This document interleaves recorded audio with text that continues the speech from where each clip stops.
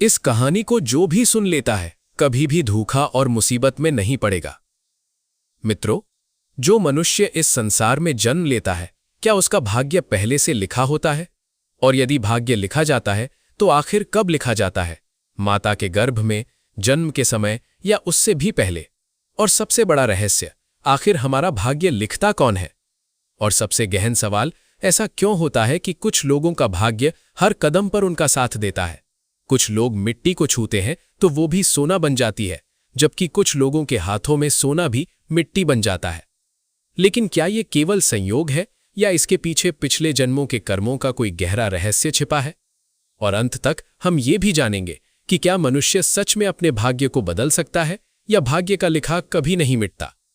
तो मित्रों, इस दिव्य कथा को अंत तक अवश्य सुनिए, क्योंकि यदि आपने इसे बीच में छोड़ दिया तो भाग्य और कर्म के उस गहरे रहस्य से वंचित रह जाएंगे जो जीवन की दिशा बदल सकता है। वीडियो को लाइक करें, चैनल को सब्सक्राइब करें और आइए शुरू करते हैं ये रहस्यमयी कथा। एक बार पक्षीराज विनायक देव भगवान विष्णु के पास पहुंचे। उनके मन में अनेक प्रश्न और गहरी जिज्ञासा थी। प्रभु मुस्कुराकर बोले, हे विनायक, निसंकोच अपने प्रश्न पूछो। विनायक देव ने पूछा, हे प्रभु, क्या मनुष्य का भाग्य पहले से ही तय होता है? और यदि होता है तो उसे लिखता कौन है? कुछ क्षण रुककर उन्होंने फिर पूछा, क्या मनुष्य की मृत्यु भी पहले से निश्चित होती है? यदि सब पहले से तय है तो फिर कर्म और प्रयास का क्या अर्थ है? भगवान विष्णु मुस्कुराए और बोले, हे विनायक, जन्म और मृत्यु इस सृष्टि के अटल सत्य है। इन्हें कोई बदल नहीं सकता, परंतु इनके पीछे कर्मों का गहरा रहस्य छिपा है। आज मैं तुम्हें एक ऐसी कथा सुनाता हूं जिससे तुम्हारे सारे संदेह दूर हो जाएंगे। विनायक देव हाथ जोड़कर बोले, प्रभु, मैं ये कथा पूर्ण ध्यान से सुनूंगा। भगवान विष्णु बोले, बहुत समय पहले पृथ्वी लोक पर सूर्यकेतु नाम के एक महान राजा राज्य करते थे। वे अत्यंत धर्मात्मा, न्यायप्रिय और प्रजा का पालन करने वाले थे। वे अपनी प्रजा को संतान समान प्रेम करते थे। हर रात वे साधारण वेश में नगर भ्रमण करते ताकि लोगों के सुख दुख को स्वयं जान सके। एक दिन अमृत वेला के समय वे नगर से निकलकर जंगल की ओर पहुंचे। तभी उनकी नजर एक युवक पर पड़ी। वो एक साधारण लकड़हारा था जो कंधे पर कुल्हाड़ी रखे जंगल में प्रवेश कर रहा था। राजा दूर खड़े होकर उसे देखने लगे। युवक एक ऊंचे वृक्ष पर चढ़कर लकड़ियां काटने लगा। तभी अचानक एक विशाल काला भालू वहां आ पहुंचा। राजा ये देखकर छिप गए। भालू भी उसी वृक्ष पर चढ़ने लगा। लकड़हारे ने जैसे ही उसे देखा, भय से उसका शरीर कांप उठा। उसके हाथ से डाल छूट गई और वो नीचे गिर पड़ा। गिरते ही उसके प्राण निकल गए। राजा स्तब्ध रह गए। लेकिन तभी एक और विचित्र घटना हुई। वो भालू नीचे उतरा और देखते ही देखते एक सुंदर युवती में बदल गया। वो पास के कुएं के किनारे जाकर बैठ गई। राजा ये देखकर हैरान रह गए। उनके मन में प्रश्न उठने लगे कि ये कौन है, कोई मायावी शक्ति या नियति का खेल? कुछ देर बाद वहां से राजा के दो सैनिक गुजरे। वे दोनों सगे भाई थे। जैसे ही छोटे भाई ने उस युवती को देखा, वो उसके सौंदर्य पर मोहित हो गया। उसने बड़े भाई से कहा, भैया, मैं इससे विवाह करना चाहता हूं। लेकिन बड़ा भाई भी उस युवती को देखकर आकर्षित हो चुका था। उसने कहा, मैं बड़ा हूं, पहले विवाह का अधिकार मेरा है। दोनों भाइयों में विवाद शुरू हो गया। तभी युवती मुस्कुराकर बोली, मैं तुम दोनों में से उसी से विवाह करूंगी जो अधिक वीर और शक्तिशाली होगा। बस इतना सुनना था कि दोनों भाइयों का प्रेम अहंकार में बदल गया। बात विवाद से युद्ध तक पहुंच गई। दोनों ने तलवारें निकाल लीं। कुछ ही क्षणों में दोनों ने एक दूसरे पर प्रहार कर दिया। एक का पेट फट गया और दूसरे का गला कट गया। दोनों वहीं प्राण त्याग बैठे। तभी वो युवती जोर जोर से हंसने लगी और जंगल की ओर बढ़ गई। राजा सूर्यकेतु समझ चुके थे कि ये कोई साधारण स्त्री नहीं। वे उसका पीछा करने लगे। तब भगवान श्री कृष्ण बोले, हे गरुड़, यही कर्म का अटल नियम है। मनुष्य जैसा कर्म करता है वैसा ही फल उसे अवश्य मिलता है। फिर भगवान ने आगे कहा, जो माता पिता का अपमान करता है उसे दुखमय जीवन प्राप्त होता है। जो मित्रों के साथ विश्वासघात करता है उसे अपमान सहना पड़ता है। जो कटु वचन बोलता है उसका जीवन अशांति से भर जाता है। जो छल कपट से धन कमाता है वो अगले जन्मों में अभाव और दुख भोगता है। और जो दया, सत्य और धर्म का पालन करता है वही श्रेष्ठ गति प्राप्त करता है। फिर गरुड़ देव ने पूछा, हे प्रभु, यदि किसी जीव को नरक में दंड मिल चुका है तो फिर अगले जन्म में भी उसे दुख क्यों सहने पड़ते हैं? भगवान मुस्कुराए और बोले, हे गरुड़, नरक केवल कर्मों का प्रारंभिक दंड है, लेकिन कुछ कर्म इतने गहरे होते हैं कि उनका प्रभाव अगले जन्मों तक चलता है। जैसे कोई व्यक्ति अपना आधा ऋण चुका दे तो शेष ऋण फिर भी बाकी रहता है। उसी प्रकार कुछ कर्मों का शेष फल अगले जन्म में भी भोगना पड़ता है। इसीलिए मनुष्य को हर क्षण सावधान रहना चाहिए, क्योंकि कर्म कभी नष्ट नहीं होते, वे समय आने पर अवश्य लौटते हैं। मित्रों, मनुष्य जन्म अत्यंत दुर्लभ माना गया है, इसलिए हमें ऐसा कोई कर्म नहीं करना चाहिए जिससे भविष्य अंधकारमय हो जाए। दया, सत्य, सेवा और सम्मान, यही वे मार्ग हैं जो मनुष्य को ऊंची गति की ओर ले जाते हैं। और यही इस कथा का सबसे बड़ा संदेश है। भाग्य लिखा नहीं जाता, उसे हमारे कर्म लिखते हैं। मित्रों, पिछले भाग में आपने जाना कि मनुष्य के कर्म ही उसके अगले जन्म और भाग्य का निर्धारण करते हैं। लेकिन अब सबसे बड़ा प्रश्न ये उठता है, यदि कर्म ही सब कुछ तय करते हैं तो फिर कई बार अच्छे लोगों के जीवन में दुख क्यों आते हैं? क्यों कुछ लोग बिना किसी गलती के भी कठिनाइयों से घिरे रहते हैं, जबकि पाप करने वाले लोग सुख और ऐश्वर्य में दिखाई देते हैं? गरुण देव के मन में भी यही शंका उठी। उन्होंने भगवान श्री कृष्ण से पूछा, हे प्रभु, यदि कर्म का नियम इतना सत्य है तो फिर संसार में इतना अन्याय क्यों दिखाई देता है? धर्म का पालन करने वाले ही सबसे अधिक कष्ट क्यों सहते हैं? भगवान श्री कृष्ण मुस्कुराए और बोले, हे गरुण, मनुष्य केवल वर्तमान जन्म को देखता है, इसलिए उसे सब कुछ अधूरा दिखाई देता है। लेकिन ईश्वर संपूर्ण जन्मों का लेखा देखते हैं। जो आज हो रहा है वो केवल इस जन्म का परिणाम नहीं, बल्कि अनेक जन्मों के कर्मों का फल है। फिर भगवान ने एक गहरा रहस्य बताया। मनुष्य के कर्म 3 प्रकार के होते हैं: संचित कर्म, प्रारब्ध कर्म और वर्तमान कर्म। वे बोले, संचित कर्म वे हैं जो जीव ने अपने असंख्य जन्मों में किए हैं।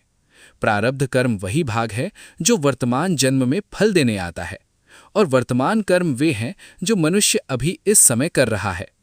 इसीलिए कई बार कोई अच्छा मनुष्य भी दुख सहता है, क्योंकि वो अपने पुराने कर्मों का फल भोग रहा होता है। और जो पापी सुखी दिखाई देता है, संभव है वो अपने पुराने पुण्यों का फल भोग रहा हो, लेकिन जब उसके पुण्य समाप्त होंगे तब उसके पापों का परिणाम भी अवश्य सामने आएगा। गरुड़ देव ध्यानपूर्वक सब सुन रहे थे।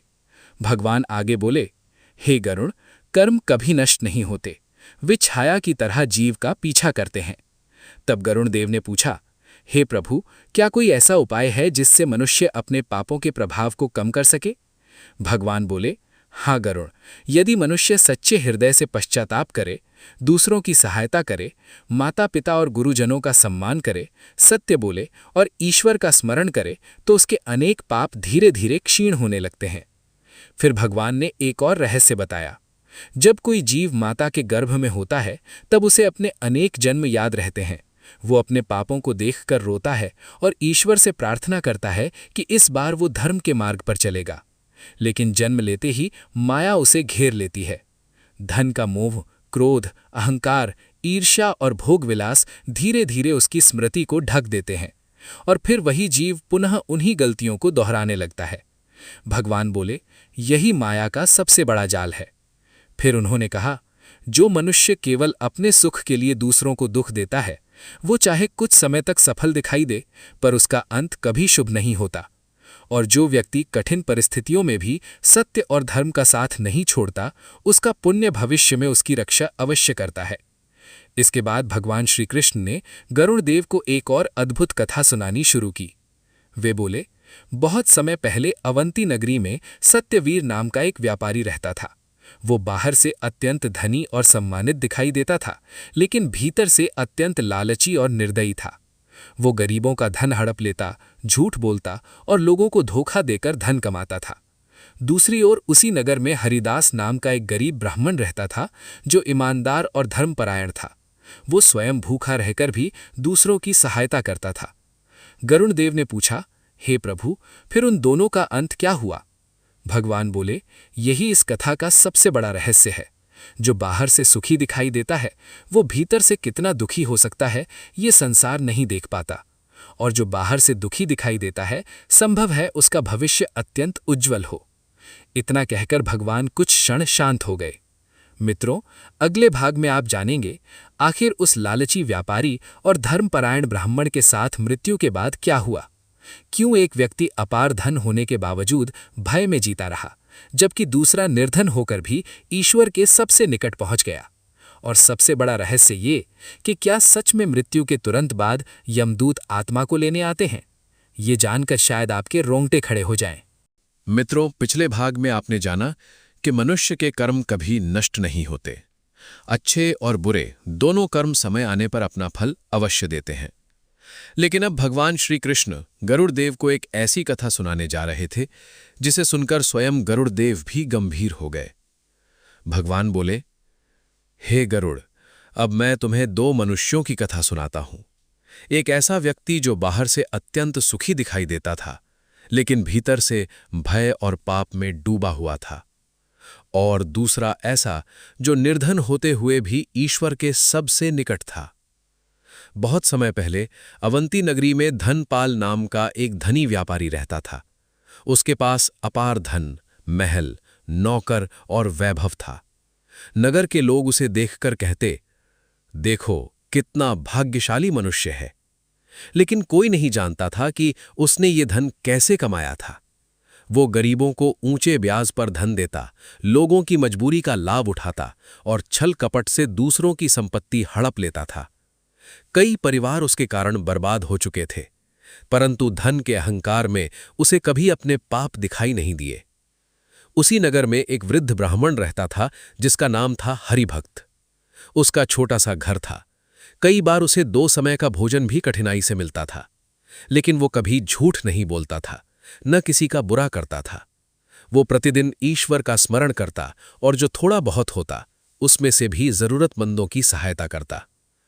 एक दिन गरुड़देव ने भगवान से पूछा, हे प्रभु, संसार तो धनपाल को सफल और हरिभक्त को दुखी मानता था, फिर इनमें वास्तव में श्रेष्ठ कौन था। भगवान श्री कृष्ण बोले, हे गरुड़, संसार केवल बाहरी चमक देखता है, लेकिन ईश्वर मनुष्य के भीतर का सत्य देखते हैं। कुछ समय बाद वो दिन भी आ गया जब धनपाल का अंत निकट आया। एक रात अचानक उसकी तबीयत बिगड़ गई। उसका शरीर कांपने लगा, आंखों में भय भर गया। उसने अपने परिवार को पुकारा, लेकिन उसकी आवाज कांप रही थी। तभी उसे अपने कमरे में कुछ भयानक दिखाई दिया। उसने देखा कि 2 विकराल यमदूत उसके सामने खड़े हैं। उनके हाथों में फंदे थे, आंखें अग्नि की तरह लाल थीं। धनपाल भय से कांप उठा। वो चिल्लाने लगा, मुझे बचाओ, मेरा धन ले लो, मेरे खजाने ले लो। लेकिन अब बहुत देर हो चुकी थी। भगवान बोले, हे गरुड़, मृत्यु के समय धन, मित्र और परिवार कोई साथ नहीं जाता। उस समय केवल कर्म साथ जाते हैं। यमदूतों ने धनपाल की आत्मा को शरीर से बाहर निकाला। जैसे ही आत्मा निकली, उसे अपने सारे पाप एक एक करके दिखाई देने लगे। वो रोने लगा। उसे याद आने लगा कि कैसे उसने गरीबों को रुलाया था, कैसे उसने झूठ बोलकर धन कमाया था, कैसे उसने जरूरतमंदों का अधिकार छीना था, लेकिन अब पश्चाताप का कोई लाभ नहीं था। उधर उसी समय वृद्ध ब्राह्मण हरिभक्त भी अपने अंतिम समय के निकट था। वो शांत मन से भगवान का नाम जप रहा था। उसके चेहरे पर भय नहीं बल्कि अद्भुत शांति थी। तभी उसके कमरे में दिव्य प्रकाश फैल गया। गरुड़देव ने आश्चर्य से पूछा, हे प्रभु, ये प्रकाश कैसा था? भगवान मुस्कुराए और बोले, हे गरुड़, जहां पापी के पास यमदूत आते हैं, वहीं धर्मात्मा के पास दिव्य दूत आते हैं। हरिभक्त ने जैसे ही अंतिम सांस ली, उसकी आत्मा प्रकाशमयी हो उठी। उसे किसी प्रकार का भय नहीं हुआ, क्योंकि उसका मन पाप से नहीं, भक्ति और करुणा से भरा हुआ था। भगवान बोले, मृत्यु के समय मनुष्य का सबसे बड़ा साथी उसका धन नहीं बल्कि उसके कर्म होते हैं। फिर गरुड़देव ने पूछा, हे प्रभु, क्या हर मनुष्य को मृत्यु से पहले संकेत मिलते हैं?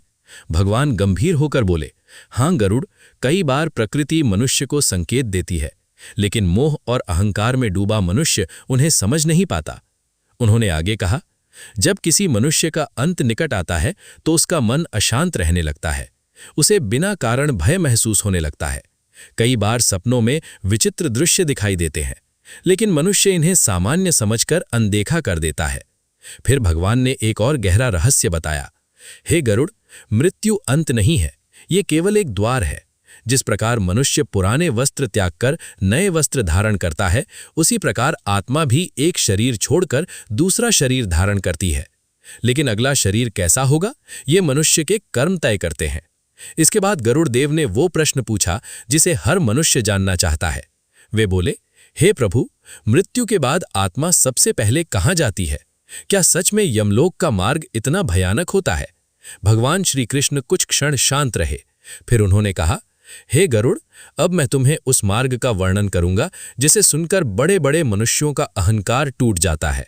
मित्रों, अगले भाग में आप जानेंगे मृत्यु के बाद आत्मा यमलोक तक कैसे पहुंचती है। क्या सच में आत्मा को अपने घर और परिवार सब दिखाई देते हैं? और क्यों कहा जाता है कि मृत्यु के बाद पहले 13 दिन आत्मा के लिए सबसे महत्वपूर्ण होते हैं? ये रहस्य इतना गहरा है कि इसे जानने के बाद शायद आप जीवन को पहले जैसा कभी नहीं देख पाएंगे। मित्रों, पिछले भाग में आपने जाना कि मृत्यु के समय केवल मनुष्य के कर्म ही उसके साथ जाते हैं, ना धन, ना परिवार और ना ही संसार का कोई वैभव। लेकिन अब सबसे बड़ा प्रश्न ये उठता है, मृत्यु के बाद आत्मा के साथ वास्तव में क्या होता है? क्या सच में यमदूत आत्मा को लेने आते हैं? और क्यों गरुड़ पुराण में मृत्यु के बाद के 13 दिनों को इतना महत्वपूर्ण बताया गया है? गरुड़ देव के मन में भी यही जिज्ञासा थी। उन्होंने भगवान श्री कृष्ण से पूछा, हे प्रभु, जब किसी मनुष्य की मृत्यु होती है तब उसकी आत्मा सबसे पहले कहाँ जाती है? क्या उसे अपने परिवार और संसार का ज्ञान रहता है? भगवान श्री कृष्ण गंभीर स्वर में बोले, हे गरुड़, मृत्यु केवल शरीर का अंत है, आत्मा का नहीं। जब मनुष्य अंतिम सांस लेता है, उसी क्षण उसकी आत्मा शरीर से अलग हो जाती है, लेकिन कुछ समय तक उसे ये समझ ही नहीं आता कि वो शरीर छोड़ चुकी है। भगवान आगे बोले, आत्मा अपने परिवार, अपने घर और अपने शरीर को देखती है।